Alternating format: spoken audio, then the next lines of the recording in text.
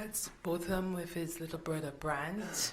We were in the Cayman Islands at the time. We were on vacation and we were at a turtle farm. So that was both of them in the background and Brant in yellow.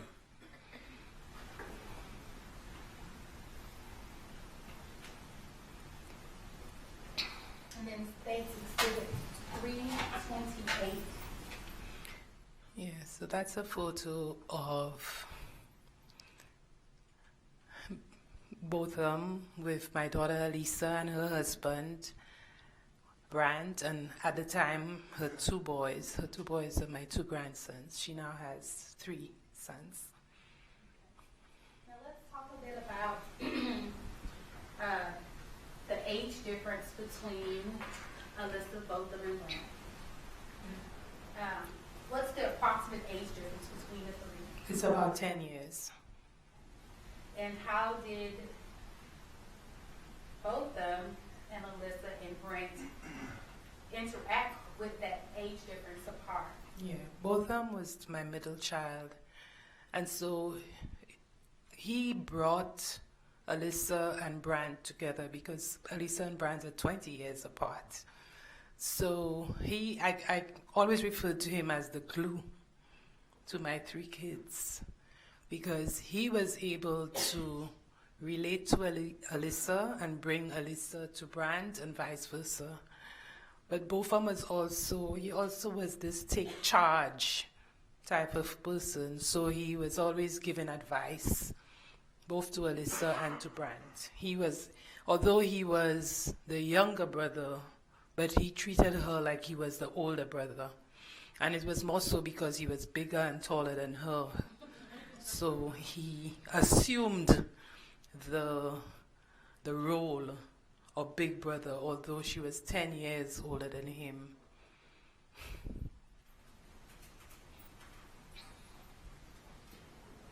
After high school, what was Botham's decision to do? Botham, after high school, he also did 2 additional years in St. Lucia, and he also worked afterwards at a manufacturing company in St. Lucia. But his desire was to go to university in order to study accounting. My preference was for him to study accounting in the West Indies, which is close to where we lived. However, Botham was a very headstrong child, and he preferred to study at Harding University, which was in Searcy, Arkansas. And the primary reason he said to me was it was a Christian university, it was related to the Church of Christ, and he would have gotten an opportunity to continue his singing while he was at university. When both of them decided to go to Harding University, had Alyssa already left St. Lucia? Yes, Alyssa left St. Lucia about 18 or 19 years ago. So she was already in the United States, and she was a citizen of the United States then. So both of them felt that he wanted also to be closer to his sister. So that was another reason that he chose Harding University as opposed to a university in the West Indies. Was he always good with math and numbers? He was very good. He was good with math, good with accounting, although I wanted him to do engineering. But he just had his head made up, and he really wanted to do accounting. So let's tell the ladies and gentlemen about when you took both of them to Harding. How was that experience? Yes, we visited Harding in April of 2011, I believe. It was a weekend that they had Spring Sing, which was a sort of a concert. And from the time we got to Harding University, from the time we got to the campus, both of them looked like he was already admitted. So he would just leave me seated somewhere and say, "Mommy, I'll be back." And he was just all over the university. He had already made friends on that just that weekend. And when I saw the way he behaved on the campus, in my mind, I'm saying I cannot disappoint him. I have to find some way of getting him to Harding, although at the time I felt that Harding was very expensive.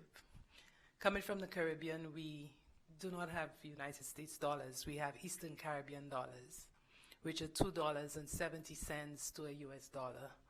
So it would be expensive to be able to pay in US dollars. But seeing how elated he was, I had no choice but to accept that he would go to Harding. So, as a parent, you made it possible to let your child go to the university you wanted to. That's correct. Can I approach y'all?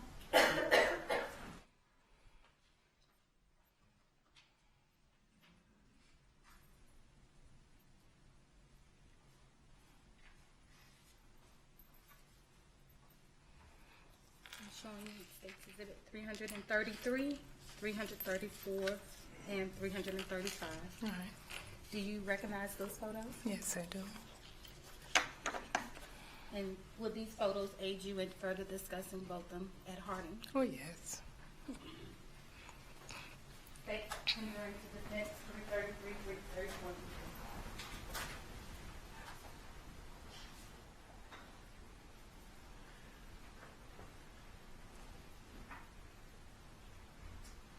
No objection. Very good. I'm sorry. Commissioner Publisher? Yes. Now, Ms. John, let's talk a little bit about Bolton's time at Harding.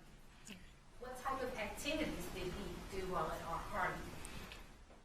In addition to his academic studies, he was involved in the Good News Choir. It was a Good News Singers, which is a choir that go all over the United States singing. He was also, I think, an intern or something at the Rock House. He was involved in the youth ministry. So he did a lot of missionary type work, involved in sometimes doing preaching, singing. He also told me that he was part of a group called Bisons for Christ, and they went to several places helping people, helping the elderly, going out and clean people's homes. Because of his IT background, he assisted elderly people in setting up their computers. He told me he had set up a computer for an elderly couple so that they could have Skype contact with their children. So he did a lot of these activities. Ms. John, you mentioned the Rock House. What is the Rock House? The Rock House, I believe, is an organization that does outreach work. So they help other students. And he was one of those who was supposed to be encouraging the students to attend worship. So that was one of the responsibilities he was given. He was also part of the rugby team at Harding. What was that? Rugby, the game rugby, yes. Okay, I'm going to show you what's the records admitted as States Exhibit 333. We see Bolton. Yes. Okay. And he has on the shirt that says college. Yes.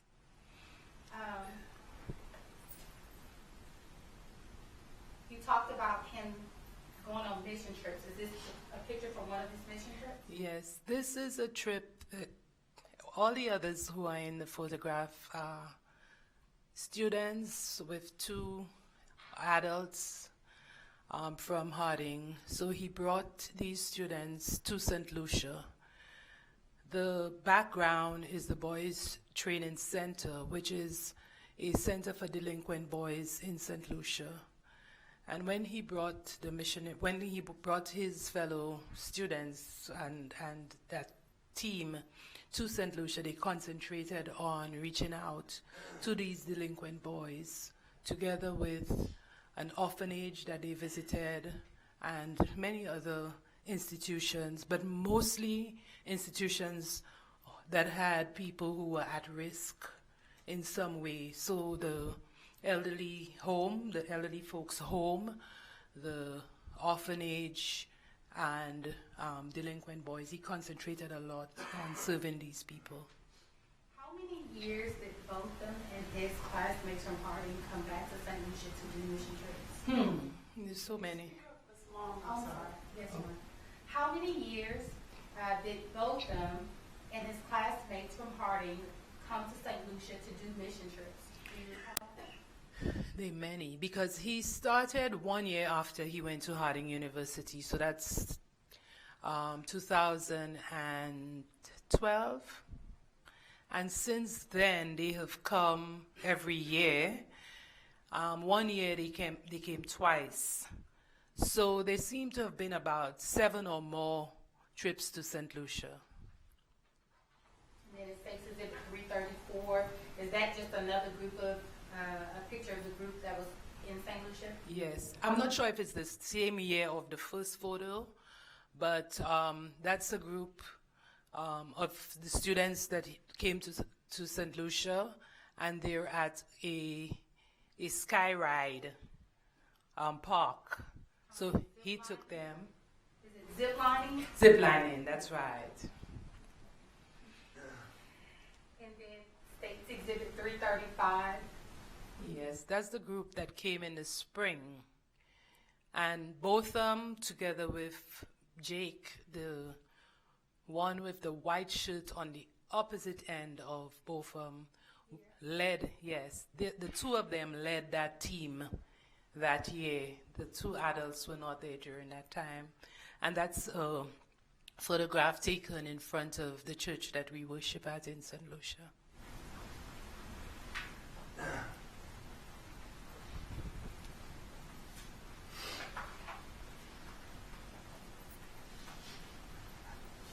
Commissioner Cochran? Yes.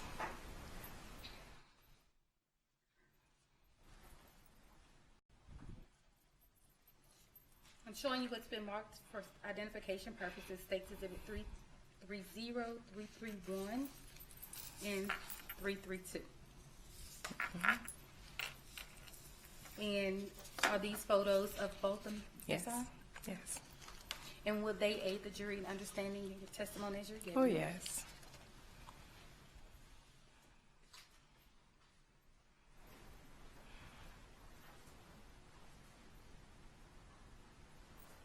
States tendering to defense 330, 331, and 332. No objection, Your Honor. They're admitted. Commissioner Polishaw? Yes.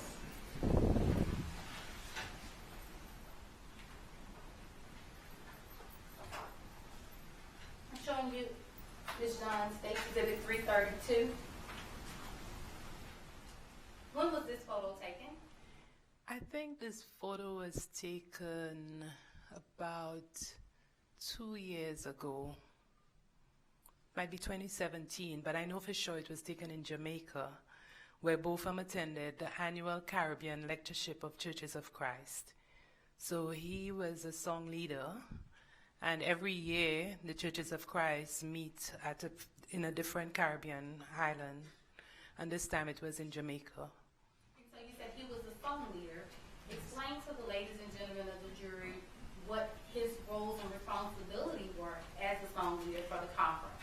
Yes, so because both of them sang very well, he was placed as one of the people who would be leading the congregation in singing.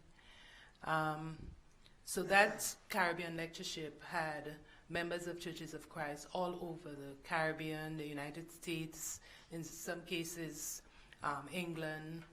Many people attend that lectureship. So both of them was selected for many years to be on the program for that lectureship. And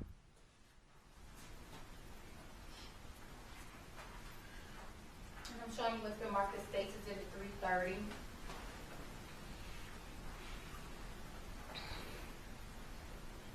Do you recall this photo? Yes.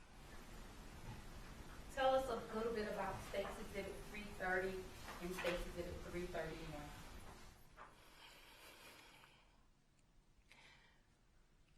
The first one with the lady is, again, one of the people that Botham reached out to in the community. Botham found out that this lady's birthday was on the same date with mine. That was March 11th. So he went to visit her with his friends, and he just went to sing with her and just made her happy. There's another photo, that has a cake. So he brought her a cake, and he just stayed the afternoon just singing with the group. And prior to doing the mission work, had he known her in the past? No. He just walked around the community and he just reached out to the people who he thought needed help. So he cleaned her backyard, and then they just sat there and he just sang with her.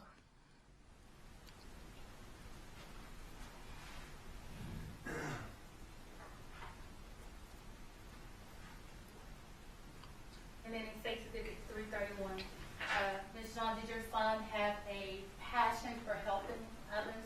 That's right. This is actually a blind man and another person that he went to visit. And what he's doing there is singing to him. And this is also on the island of St. Lucia? It's in St. Lucia, yes.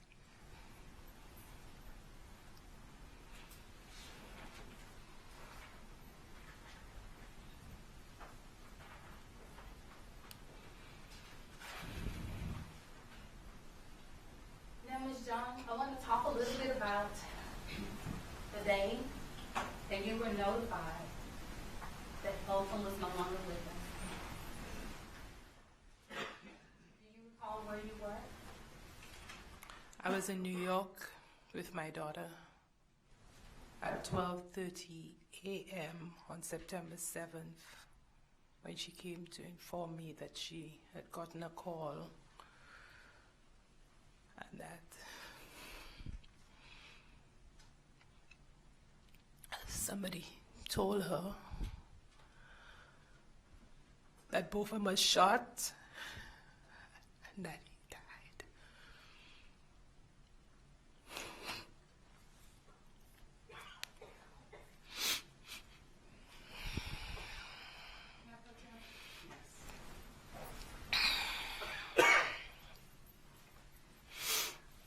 Thank you.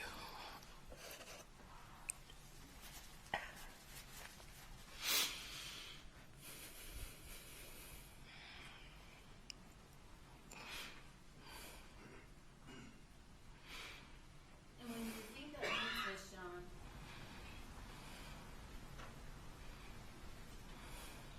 how has your life been since that particular day? My life has not been the same. It's just been like a roller coaster. I cannot sleep. I cannot eat. It's just been the most terrible time for me.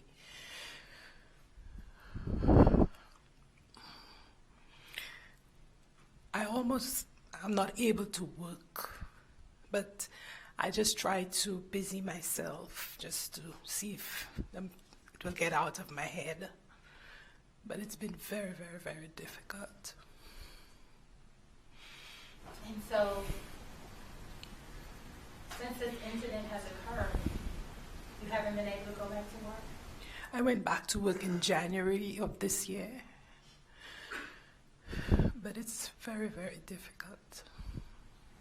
I've been sick often,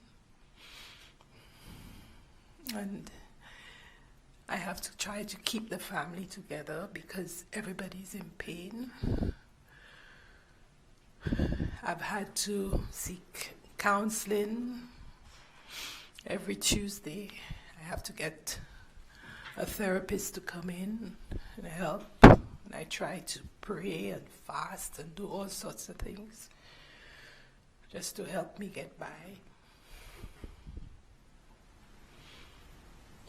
What about Frank? How was the relationship between between Botham and Grant before September 6th of 2018? Botham and Brant had a very good relationship. Actually, Brant spent the summer of 2017 with Botham in his apartment here in Dallas. And when Brant was leaving, Botham called, crying because he didn't want Brant to leave. He felt that Brant spent 3 weeks with him, and the first week he said he had a lot of work to do, and he really regretted that he didn't spend enough time with Brant, and he really wanted him to stay. And how is Grant processing?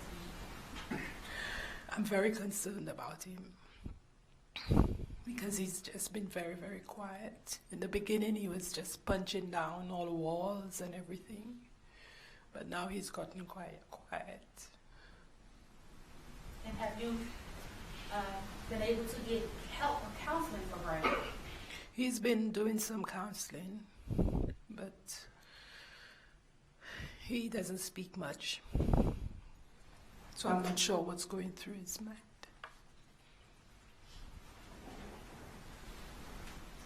And what about your husband?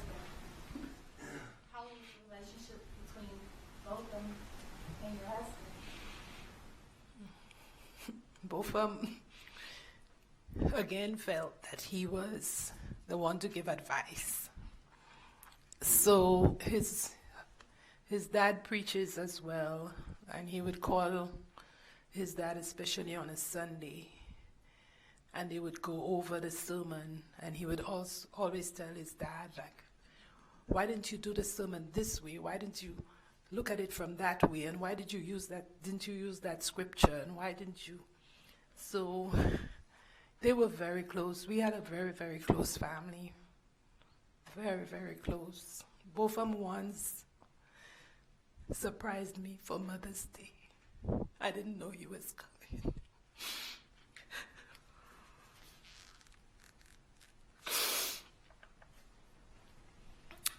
I was sleeping that Sunday afternoon and I heard his voice. He used to call me Gigi. That was short for Governor General. He said I was his Governor General. And I was sleeping and I heard Gigi. And I'm like, but that's Botham's voice, but maybe I'm dreaming. So I closed my eyes again. And he just came and lay down on me on the bed. He flew all the way from Arkansas at the time. And he came to St. Lucia to surprise me. With him in Arkansas, and at one point Alyssa was it North Carolina? North Carolina. How did you keep the family together when they were so far apart? I always made it my duty to spend time with all of my children. So both of them, Alisa was in the US, and I always spent Christmas with Alisa. And both of them came for the summer. So at some point over Christmas, both of them would leave Arkansas and come to North Carolina. So we all would be together. So I would take Brant up, and we all would be together, either in New York or in Arkansas.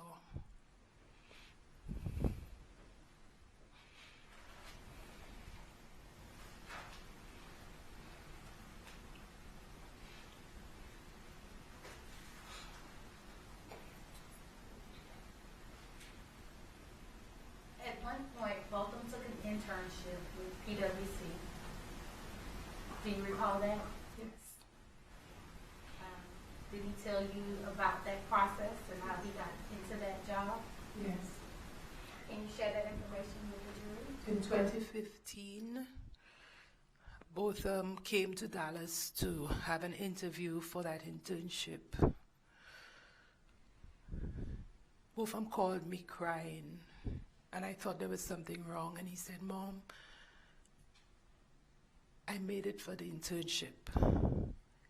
There were 12 people interviewed, and I think they were going to be selecting 6.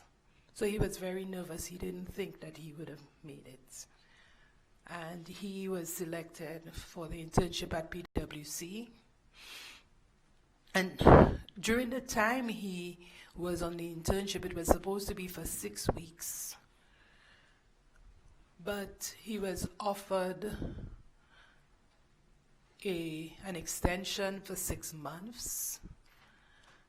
And he was still studying at Harding then. So he was offered an extension to 6 months and also gotten an offer of employment to start in June or July of the following year. So he spent 6 months here in Dallas from June until December.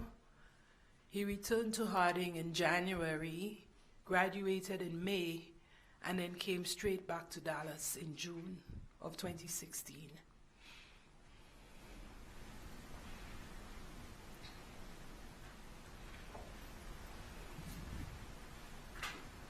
Did you ever come to Dallas to visit Botham? Yes, I did in December of 2016. I came to visit Dallas. I came to visit Botham with my mom and my nephew, and we spent 3 weeks with him during Christmas time. And during that time, did he have to work as well?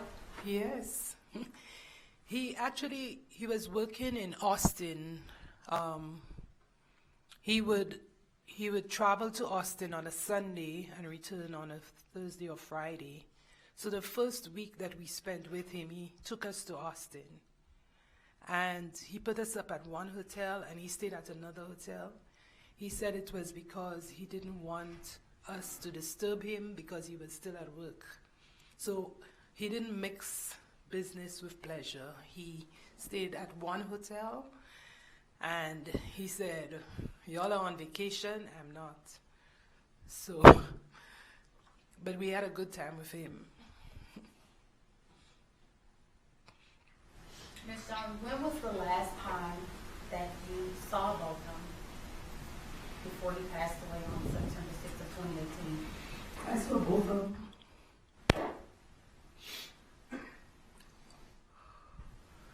on the 2nd, 3rd. I think it was the 1st, 2nd, and 3rd of February in 2018.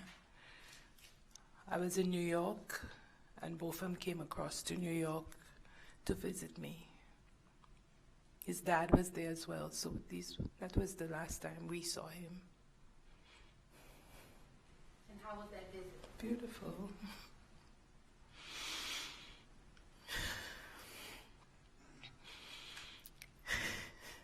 Again, he believed he surprised me.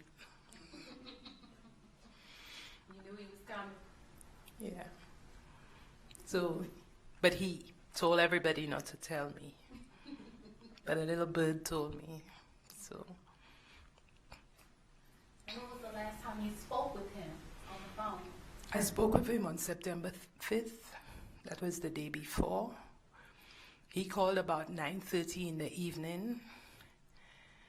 So that's when we last spoke.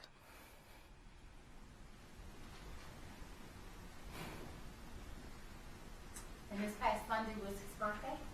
Yes, September 29th. What have you done to try to cherish his name and the things that he was most fond of? Yeah. All the things that Botham started, his outreach to the delinquent boys, the orphanage, the elderly home. We've started a foundation in his name, the Bothamshire Foundation. And on Sunday, we launched the foundation at a gala event here in Dallas. We expect out of that foundation to reach out to other people. And in addition to these institutions, we've added the outreach to victims like ourselves, to lend support to them so that they can cushion the pain that we're going through. So that, we could help them in whatever way. And on Sunday, Mrs. John, how old would have both of them have been? He would have been 28 years old. So in his short 28 years, he dedicated himself to helping others. Actually, 26 years he did that. 26 years, I'm sorry. Yeah. Because he died a few days before his 27th birthday.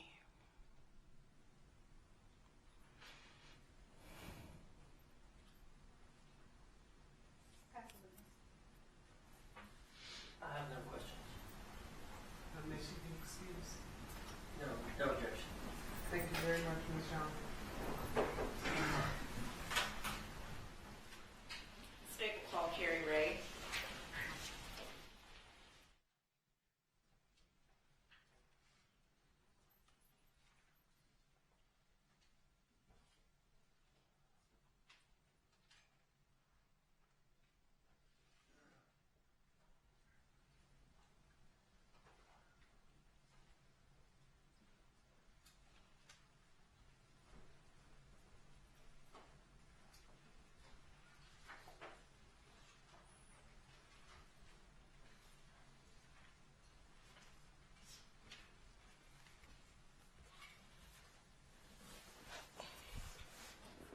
Please raise your right hand, Mr. Ray, to be sworn.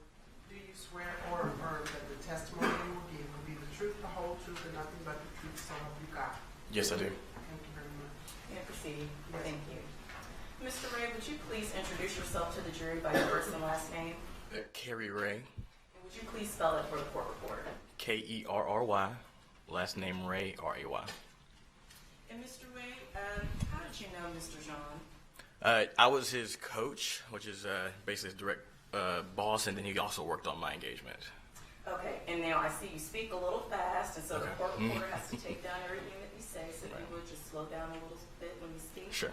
Now you say so you were his coach, and where did you coach him at? So the coach is essentially, we have a line of reporting. So coach is the first level of reporting. So I coached him on just work-related matters or anything that he wanted to talk about. So I hear you say work-related matters.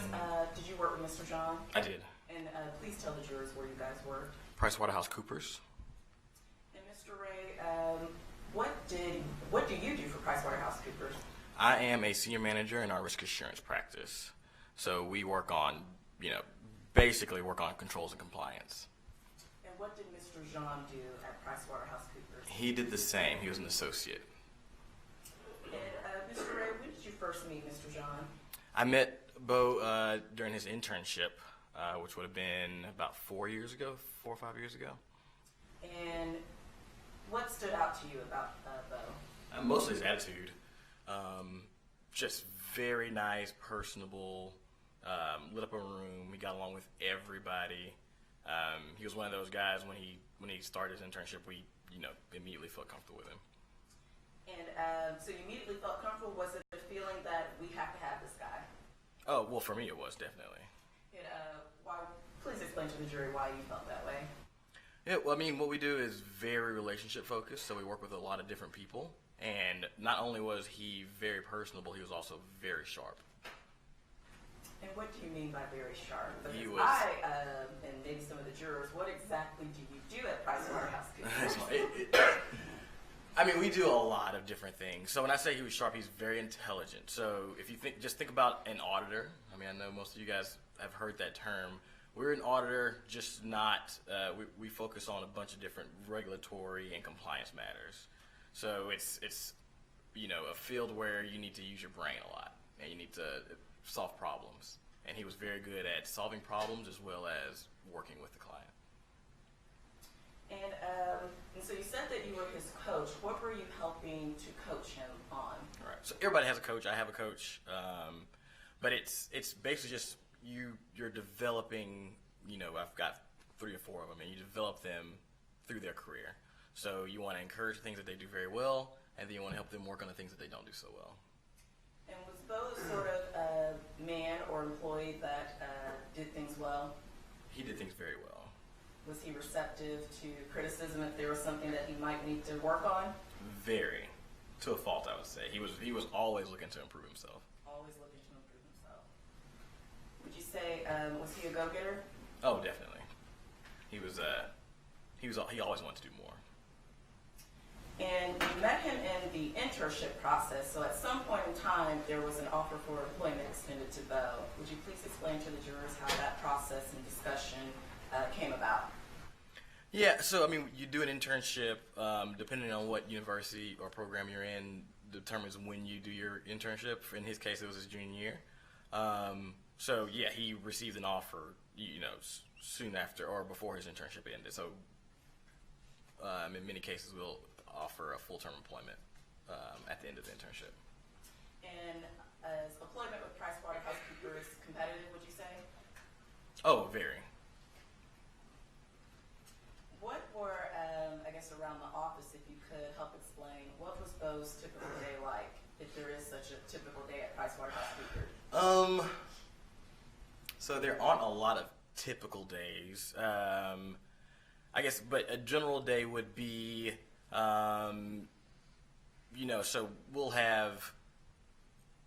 we go through different phases, but, a typical day might be he shows up to the office or to the client site, give me or whoever he's working for on the engagement an update, and then for the rest of the day he'll be working, through his engagement. So he'll be meeting with clients and completing his deliverables, so that we can deliver our work. And what was Bo's specialty? So Bo he was strong in the IT space. So What? in the IT, so information technology space. Okay. So he was very strong with applications and systems, and that's where he shined. And what about the point of sales? Yeah. So and then that's part of the IT space. But yeah, so there are certain engagements where we work on different applications. A POS system may be one of them, but that's definitely an area where I would look to him for his expertise. And would you say Bo made an impact on PricewaterhouseCoopers and specifically the Dallas location? Yes and yes. His impact on Dallas location was outsized, right? So, everybody knew. A lot of people knew Bo, and anyone who knew Bo had a very high opinion of Bo. It's just because of the type of man he was. It was the type of person he was, just his almost his aura. When he went to a meeting or he joined your group or whatever it was, you knew Bo.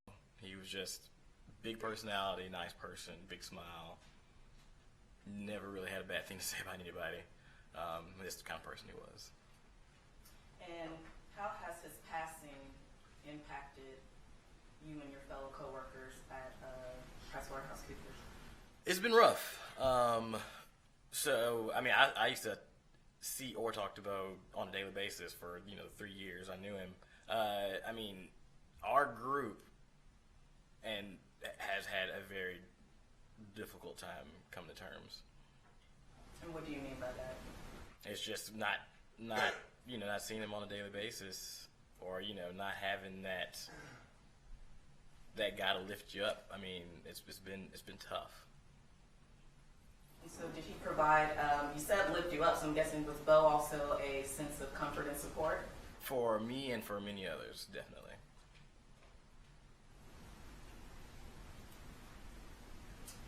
What, when was the last time you saw Bo? Probably.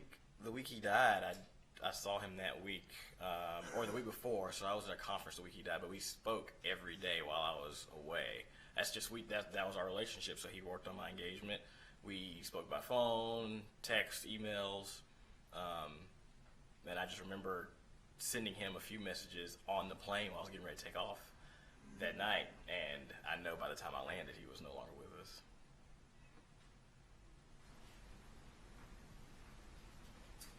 Was Bo, and you said, so I'm guessing work seems very important to him. Was he a person that finished his tasks by the time that you needed them done? Yes. Bo is a perfectionist. He's a perfectionist? He's a perfectionist. So Bo, you know, he wanted everything to be perfect. So, I mean, that was just personality. He wanted it done right. He wanted it done on time, and you know, I didn't have to worry. I didn't worry about anything that Bo was working on. Did you see a bright and long future for him at PricewaterhouseCoopers? 100%. So I paid a lot of special attention to him, and I target several people in the firm that I want to make sure I work with and develop, and he was definitely number one on that list because I knew he had whatever it is he wanted to do in the long term, whether it was with PwC or not, that he was going to be excellent at it.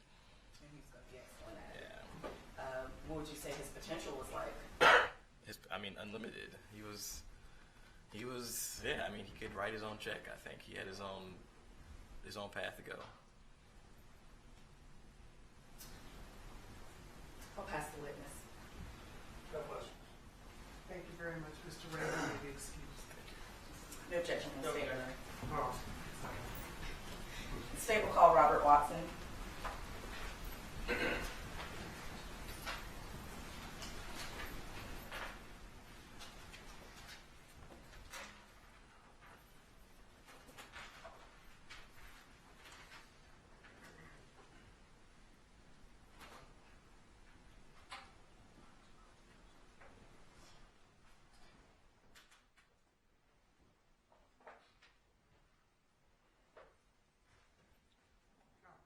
Do you swear or affirm the testimony you will give will be the truth, the whole truth, and nothing but the truth, so help you God? I do. Thank you. Make yourself comfortable. You may proceed, Your Honor. Yes, please. Good afternoon, Mr. Watson. Sergeant Watson, you look a little different today, Yes, ma'am. but you are in fact the same Robert Watson that testified for this jury last week. Yes, ma'am.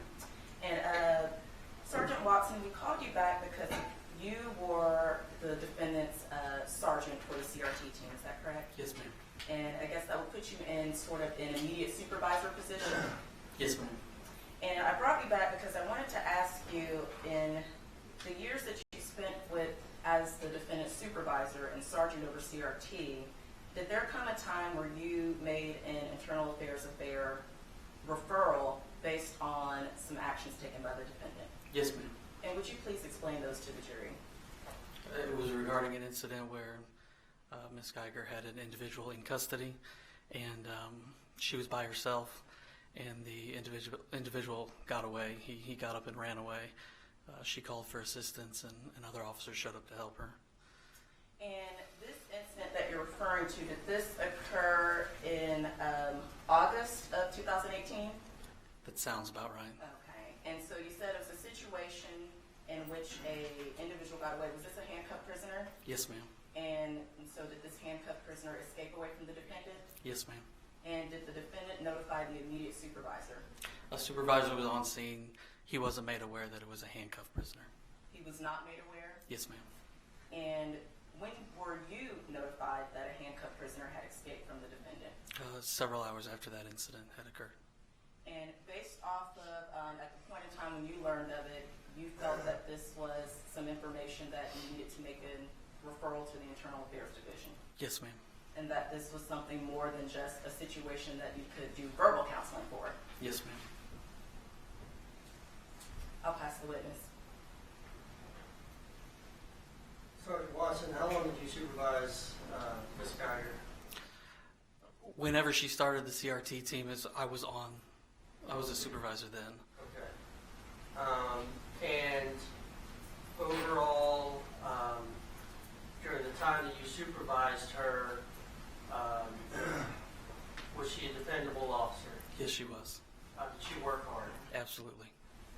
Did she come into contact with numerous violent felons on the CRT team? Yes, sir.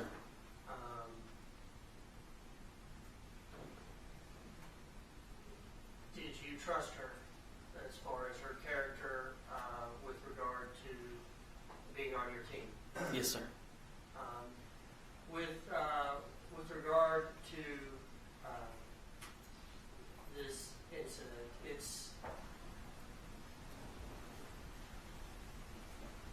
there was a suspect that had been arrested. You know what the suspect was arrested for? I believe he had illegal narcotics on him, if I recall right. And there was no indication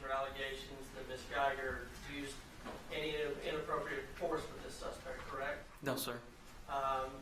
The suspect was handcuffed, and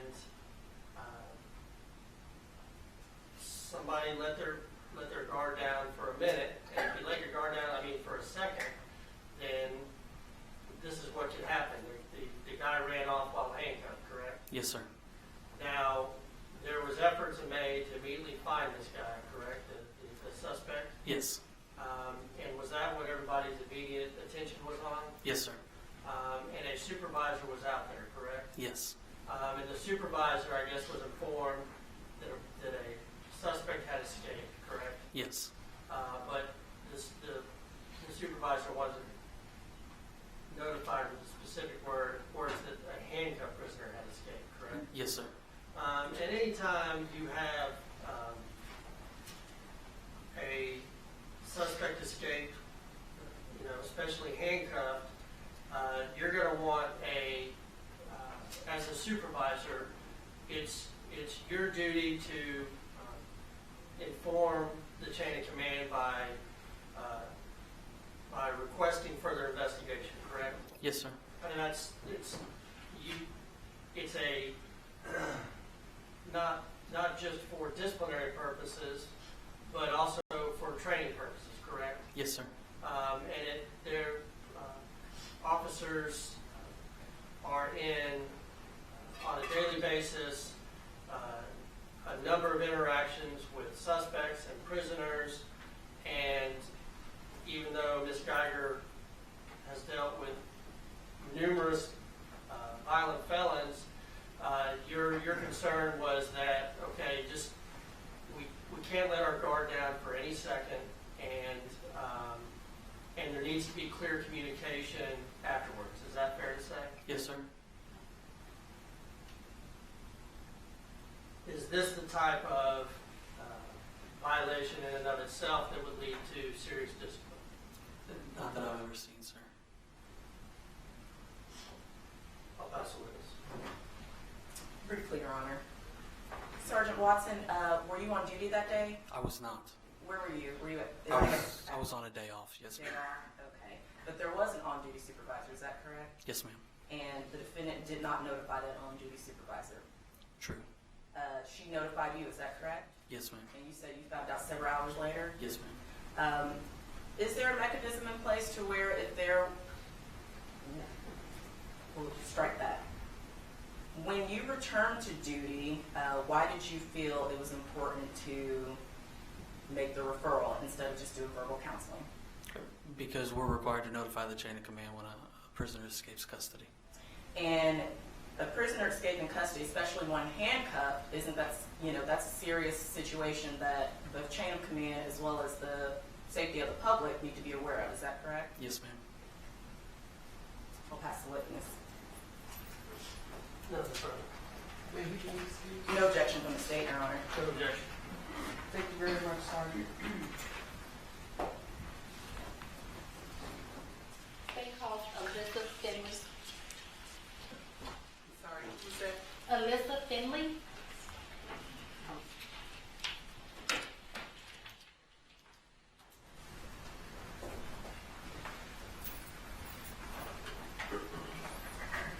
Make yourself comfortable, Ms. Finley.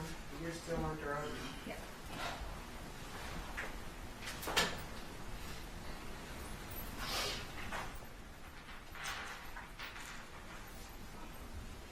Ms. Finley, you're the same Ms. Finley that testified earlier this week in trial. Is that correct? Or Yes. last week? I'm sorry.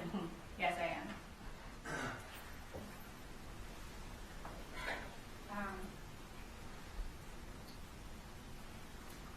Tell the ladies and gentlemen of the jury about your relationship or what you have observed with your parents since your brother has passed. I know my mom, well, my entire family just hasn't been the same. My mother, she's different. She cries a lot. Most of the time she would call me. We try our best to comfort each other, but it's really hard because sometimes she calls me on a bad day where I'm low. For Bertram, I would describe him as just a shell,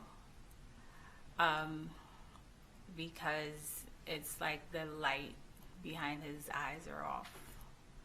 He's not the same.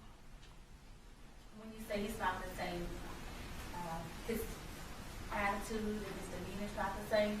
Yes, he has always been like both of them, a bubbly type of person, and he's not that way anymore. Sometimes you speak with him and I don't even know if he hears. And you currently live in New York, correct? I do. Has this caused you to go home and check on your parents more often? I call them more often. Yeah, I make it my duty to call my mom or text her at least, every day, a few times a day, because I know that was always a concern for her with both of them, to always have contact.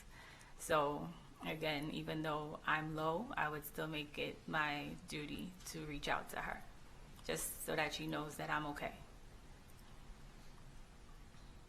And how has this affected your younger brother, Brand? Brand is another shell. He has always been a quiet person, but even now he's even more quiet. I know both him and we've had conversations about Brand, about bringing him out of his shell.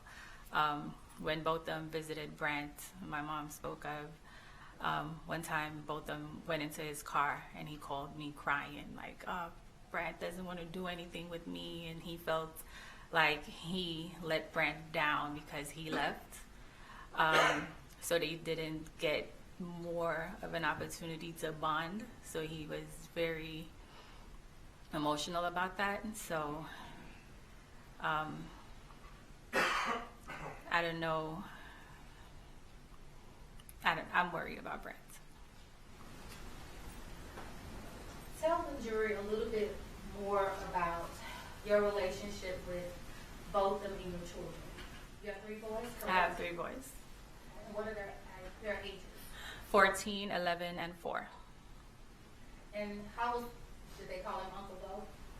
They called him both of them. He tried to demand that they call him Uncle, but he was both of them.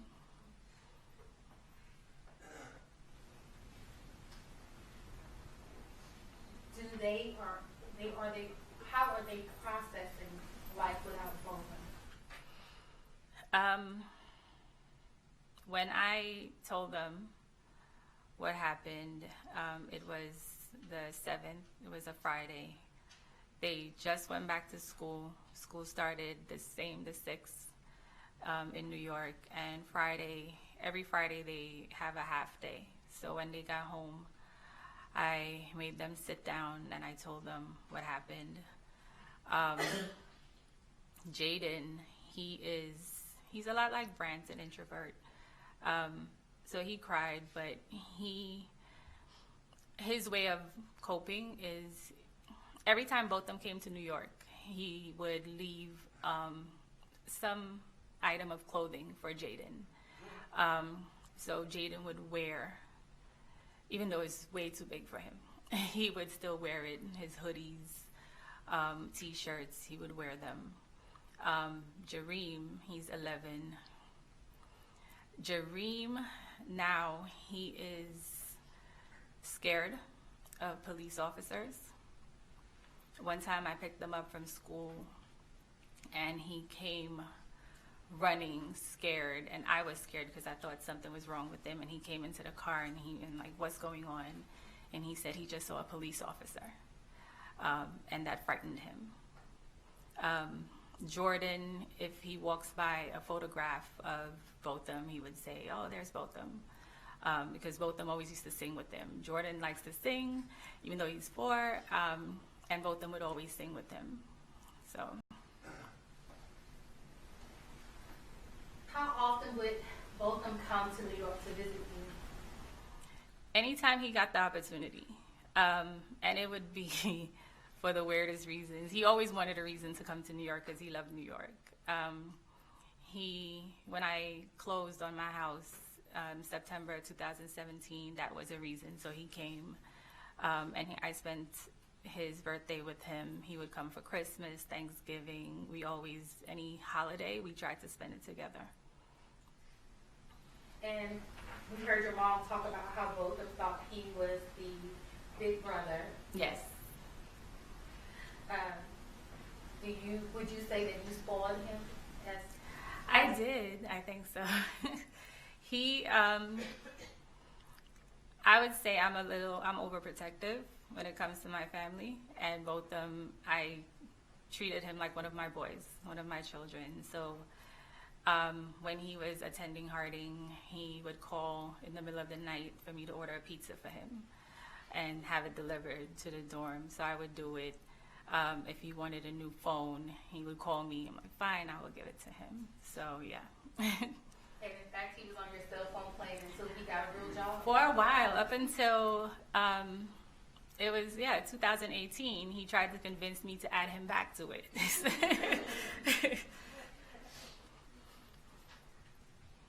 But he was also very generous with you as well. He really was. When I closed on my house and he came on his birthday, 2017, he asked me to take him to Best Buy, so I did. And it was for him to buy me a TV as a housewarming on his birthday.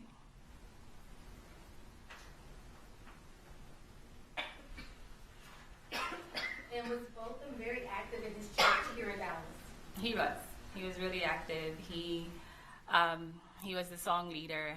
He always made it into a role in the church. So he was a song leader.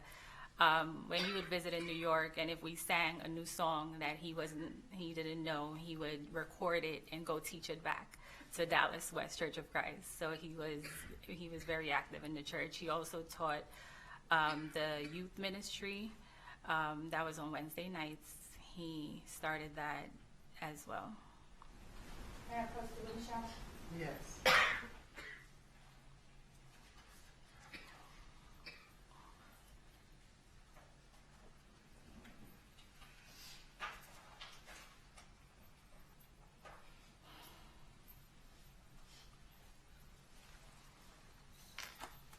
I'm showing you what's been marked for identification purposes of State Exhibit 336 and 337. Do you recognize the people in 336?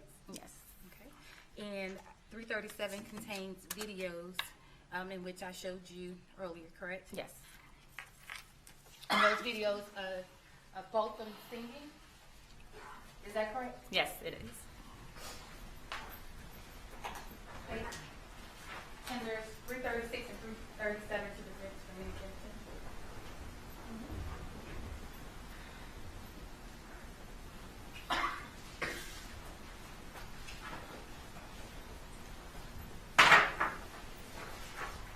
No objection to 336 and 337.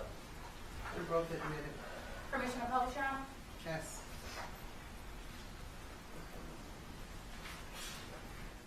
Alyssa, when was this photo taken? This was in December 2012. And who's in this photo? Myself, Brand, and Botham. And this is Miss Allison's 3 children. 3 children. Yes. And Brent looks very young on this photo. Yes.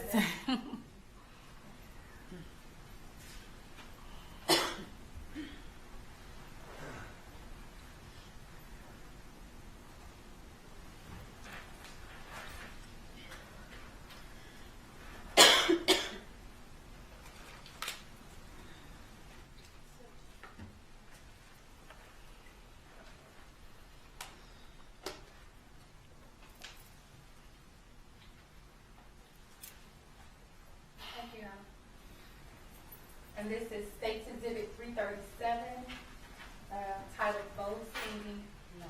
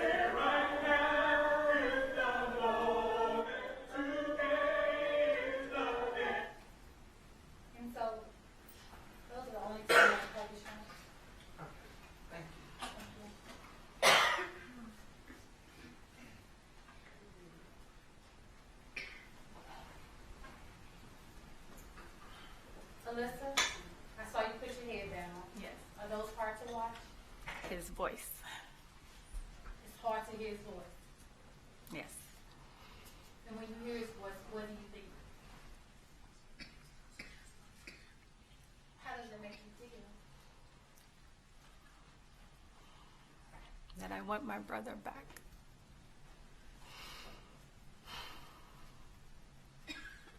You can just hear that voice and talk to that voice.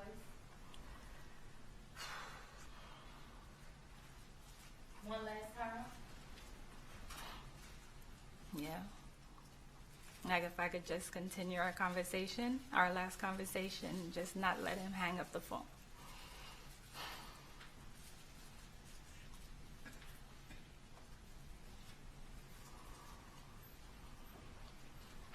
I have no questions. Mr. Dees. No, Judge. Okay. Thank you, Mr. Dees.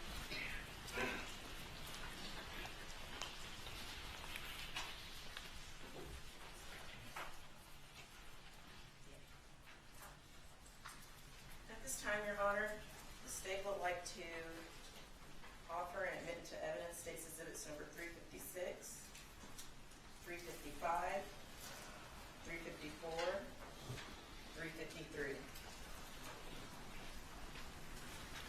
Junior Defense Counsel for protection.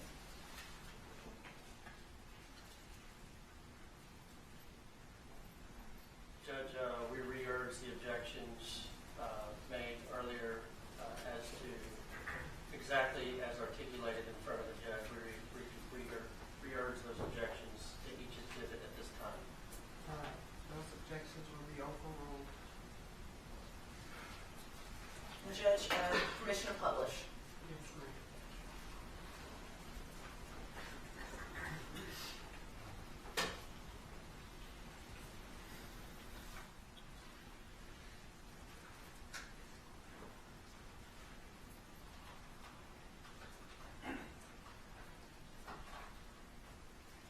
State's Exhibit number 353 contains an extraction of the defendant's cell phone, and these are text messages from January 15, 2018 at the MLK parade. Text message sent to the defendant asked, "Are you working this parade?" Other messages came in from the defendant. "Yes, grandsons are on the other side if you can get through." Other message, "Where's Justin's number? Can you ask him if he told this lady?" Another message, "Held on, I worked it for 10 years, I'm good." Another message that came into the defendant's cell phone says no. A message sent out said, "LOL, dang, yep, you deserve to have it off. Was hoping you were just to say hi, miss y'all." Message sent to the defendant, "Miss you too." Message sent to the defendant, "When does this end? LOL." Outgoing message from the defendant, "When MLK is dead, ... Oh wait, ... Incoming message says, "Ha." Outgoing message, "Geez, 2.5 hours on 3 hours of this."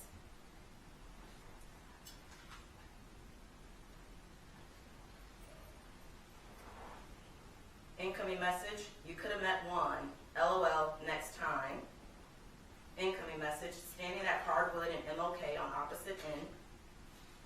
Outgoing message, "Just push them or spray with your pepper spray in that general area."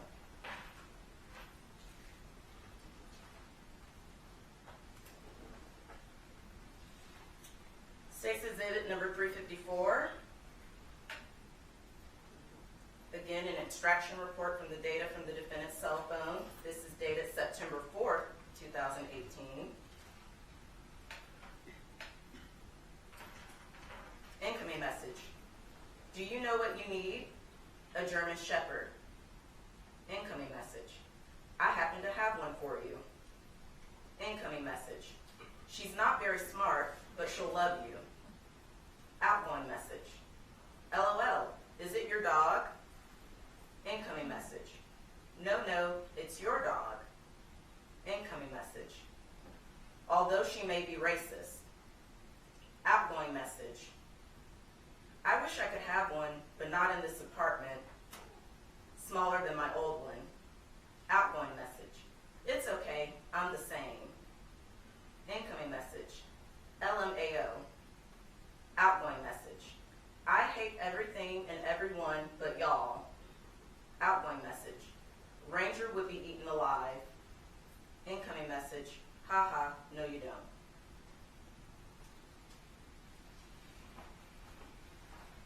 State's Exhibit number 355. Again, this is an extraction report taken from the defendant's cell phone, dated March 9th, 2018. Text from Martin Rivera. Incoming. Damn, I was at this area with 5 different black officers. Not racist, but damn. Outgoing message. Not racist, but just have a different way of working, and it shows.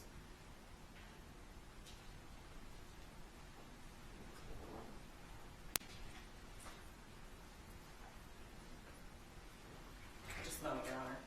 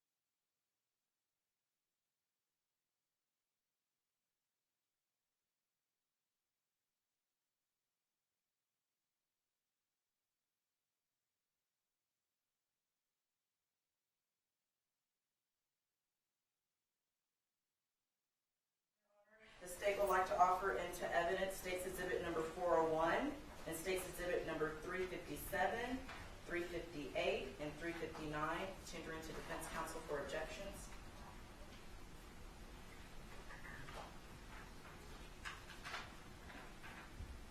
What was 359?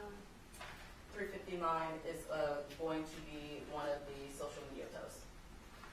Judge, no objection to State's Exhibit 401, the business record with a single page. That would be admitted.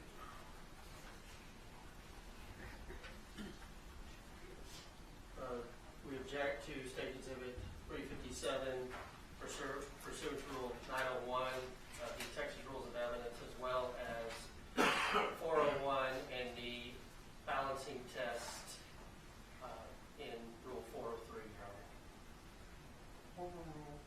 And object to State's Exhibit 358 pursuant to Rule 901 of the Texas Rules of Evidence, as well as under 401 and the balancing test under 403. Overruled. And defense objects to State's Exhibit 359 pursuant to Rule 901 and that these are not properly authenticated, and under 401 and the balancing test of 403. Overruled as well. And permission to publish these, Your Honor? Yes, ma'am. I'll put those. And then just one more, Your Honor. The state will also like to offer at this time State's Exhibit number 400, tendering to defense counsel for objection.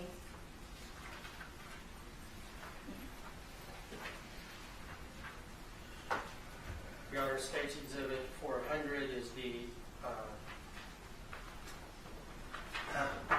application processing unit records for reasons stated previously on the record. Your objections are overruled. And permission to publish. Yes. They're admitted. State's Exhibit number 400, under business records affidavit, records from the Dallas Police Department and their applicant process unit.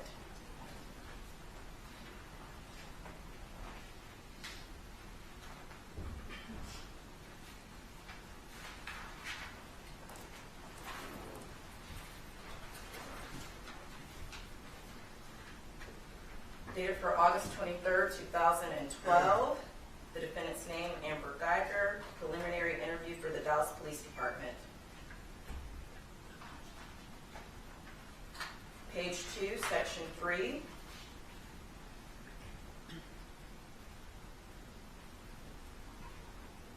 Question B. Have you ever applied with any law enforcement agency, fire department, or related work, including cadet or explorer? Yes or no? Circles, yes. Date and position applied, approximately June 7, 2012, to the Fort Worth Police Department. Fort Worth. Denied, police officer. Approximately July 15, 2012, DFW Airport, police officer.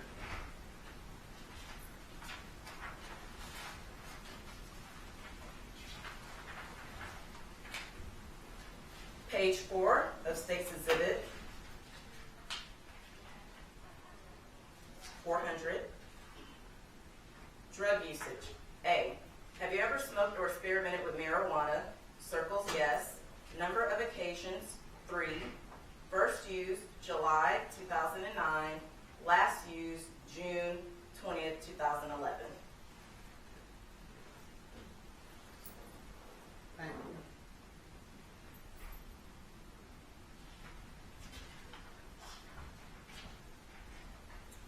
Last page, drug usage. Dates used, July 2009. Last used, June 2011. First time, July 2009. Second question, total number of times used, 3. Ever bought? No. Ever possessed more than 4 ounces of marijuana? No. Narrative. First tried right out of high school with friends. Then in 2011, two times, 2X, friend's birthday. Again, dated August 23rd, 2012.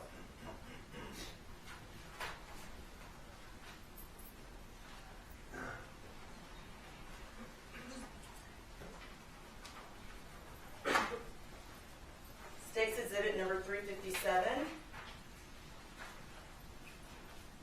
taken from the defendant's Pinterest account.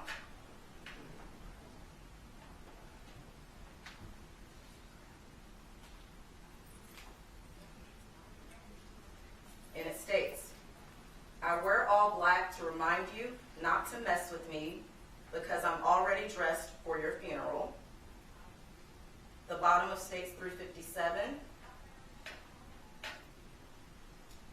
Amber with a smiley face, saved to love to laugh.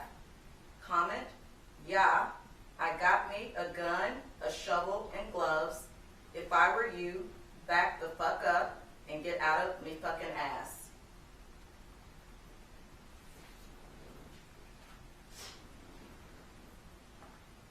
State's Exhibit number 358.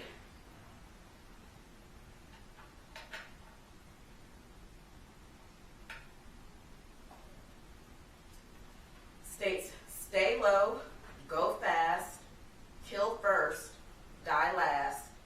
1 shot, 1 kill, no luck, all skill. At the bottom, it says Amber, and the comment says Navy SEALs. Saved her quotes and inspiration. State's Exhibit number 359.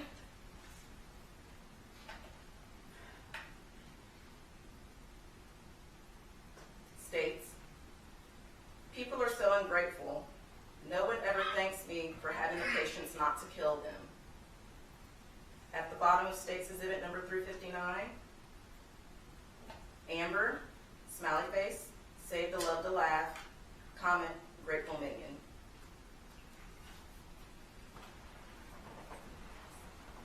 Yeah, can I get a vote? Yes.